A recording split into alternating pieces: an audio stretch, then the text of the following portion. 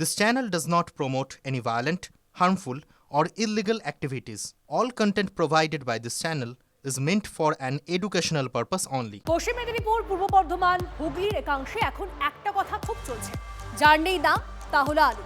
তবে ভোটের বাজারে আলুর বেশ চাহিদা, বিশেষ করে বিরোধীদের। যেসব এলাকায় আলু নির্ভর অর্থনীতি, সেখানে কৃষক মৃত্যুকে হাতিয়ার করে ভোটের সুর বাজছে বিরোধীরা।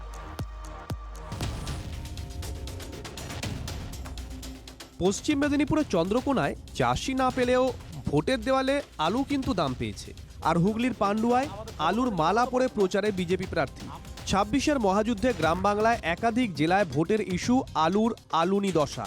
৩-৪ মাসে হাড়ভাঙা খাটুনির পর আলুর দাম না পাওয়ার অভিযোগ উঠেছে উত্তরে ধূপগুড়ি মালদা থেকে দক্ষিণে চন্দ্রকোনা গোঘাটে।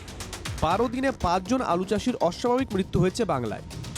স্বজনহারা পরিবারের দাবি, মৃত্যুর কারণ ঘাড়ে মোটা দেনা, আলুর দাম না পাওয়া আর গভীর হতাশা। এর মধ্যে শুধু চন্দ্রকোনাতেই ২ জন আলু চাষির মৃত্যুতে দাম না পাওয়ার অভিযোগ উঠেছে। এবার সেখানে বিজেপির প্রচার দেওয়ালে উঠে এসেছে আলু নিয়ে কৃষকের যন্ত্রণার কথা। আজকে চাষিদের এই অবস্থার প্রধান কারণই হলো মমতা ব্যানার্জি। বাইরের রাজ্যে পাঠানো হতো, তখন কি এই রাজ্যের মানুষকে কম দামে আলু খাওয়াবো বলে ভোটারগুলোকে বারে বারে সিল করে দিত। গ্যাসের খোঁচা দিয়ে বিজেপিকে পাল্টা তীর ছুঁড়েছে তৃণমূল। মমতা বন্দ্যোপাধ্যায় কৃষি আন্দোলনের মধ্য দিয়ে ক্ষমতায় এসেছিল। কৃষকদের জন্য অনেক প্রকল্প আমাদের নেত্রী মমতা বন্দ্যোপাধ্যায় মামাটি মানুষের সরকার করেছে। বস্তার দাম, লেবারের দাম সেই তুলনায় কিন্তু আলুর দাম খুবই কম, যার ফলে অনেক কৃষকদেরকে আত্মহত্যার পথ বেছে নিতে হচ্ছে। সেখানেই আমাদের লড়াই। আলুগোলা হুগলির পান্ডুয়ায় আবার আলুর মালা জপলেন বিজেপি প্রার্থী। আলু চাষিদের সমস্যার কথা তুলে ভোটের ময়দানে ইতিমধ্যেই নেমে পড়েছে গেরুয়া শিবির। আলুর দাম চাষি পাবে ভারতীয় জনতা পার্টি আসলে।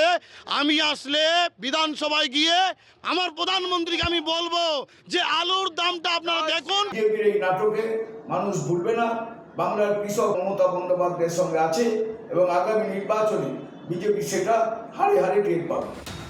গত ২ সপ্তাহের কম সময়ে যে যে জায়গায় কৃষক মৃত্যু হয়েছে, সেখানে তৃণমূলকে কিন্তু সমানে টক্কর দিচ্ছে বিজেপি। ২০২১-এর হিসেব বলছে চন্দ্রকোনা ও গলসি বিধানসভায় তৃণমূল বিজেপির মধ্যে বেশি ফারাক নেই। হুগলির গোঘাট গতবার বিজেপি জিতেছিল, আর মালদায় গত লোকসভা ভোটের নিরিখে একটিও বিধানসভায় এগিয়ে নেই তৃণমূল কংগ্রেস। তাই কি আলু চাষিদের সমস্যাটা আমলেই দিতে চাইছে না তৃণমূল? আলুগোলায় এই সমস্যাকে ব্রহ্মাস্ত্র হিসেবে ব্যবহার করতে চাইছে বিরোধীরা। অসীম বেরা ও আশিক ইনসানের রিপোর্ট, TV9 বাংলা।